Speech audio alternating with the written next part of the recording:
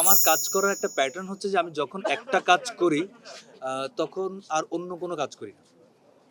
তো এই ছবিটার ক্ষেত্রে এটা ব্যতিক্রম হয় নাই। যখন আমি এটা চুক্তিবদ্ধ হয়েছিলাম, সুমন ভাইয়ের সঙ্গে আমার কথা হচ্ছিল এটা নিয়ে, গল্পটা নিয়ে এবং ক্যারেক্টারাইজেশনটা নিয়ে। যেহেতু এটা ওনার খুবই আ খুবই অ্যাটাচড উনি গল্পটার সঙ্গে।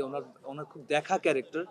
তো সেই জায়গা থেকে ওনার ভিশনটাকে বোঝার জন্যই আসলে আমি যতটুকু সময় লেগেছে আমার, ওই সময়টা আমি নেওয়ার চেষ্টা করেছি এবং এরপরে বাকিটা আ আসলে ওই জায়গায় গিয়ে ঘটেছে আসলে।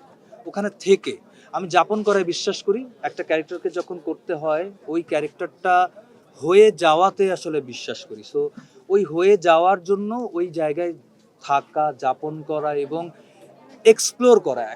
অ্যাজ অ্যান অ্যাক্টর একটা ক্যারেক্টারকে এক্সপ্লোর করাটাই হচ্ছে প্যাটার্ন এবং সেটাই হয়েছে এটা। এই ছবিটার ক্ষেত্রে তাই। রোহিত আমার জীবনে এখন পর্যন্ত আমি যতগুলো ছবি করেছি বা যতগুলো কাজ করেছি, রোহিত আমার মনে হয় সবচেয়ে মেমোরেবল কাজ হয়ে থাকবে আমার কাছে। এবং এটা একটা স্পিরিচুয়াল জার্নি হিসেবে আমার কাছে থাকবে, একটা মেডিটেটিভ কাজ হিসেবে থাকবে। এই ছবির গল্প, এই ছবির ভিজুয়ালাইজেশন, এই যে যেভাবে এটা যেভাবে আসলে অ্যাটাচড হয়ে অ্যাটাচমেন্ট ক্রিয়েট করেছে সোলের সঙ্গে, এটা আমি শুধুমাত্র একটা চরিত্রের ফিজিক, একটা চরিত্রের বাহ্যিক জায়গার বাইরে, এটা আসলে একটা সোলের অ্যাটাচমেন্টের সঙ্গে ঢুকে যাওয়ার ছবি। তো আমিও চেষ্টা করেছি এই সোলটাকে ধরে এই জার্নিটা করে যাওয়া।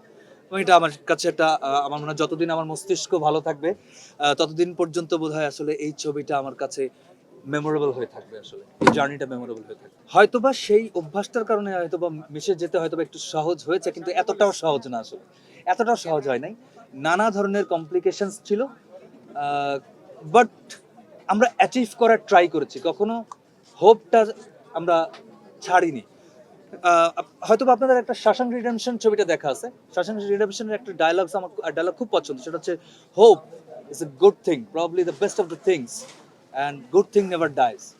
তো আমারও এইটা একটা practice. I am very hopeful always. এবং এই ছবিটা ওই প্রকৃতির কারণেই হয়তোবা আরো বেশি আমি আসলে ওখানে নিজেকে হারিয়ে যেতে পেরেছিলাম। এবং এই ছবিটাতে এই সাধু, এই যে ক্যারেক্টার সাধু, এই সাধুকে বোধহয়, সাধু হওয়া খুব কঠিন কাজ আসলে, এবং সাধু হয়ে থাকাটাও খুব কঠিন কাজ।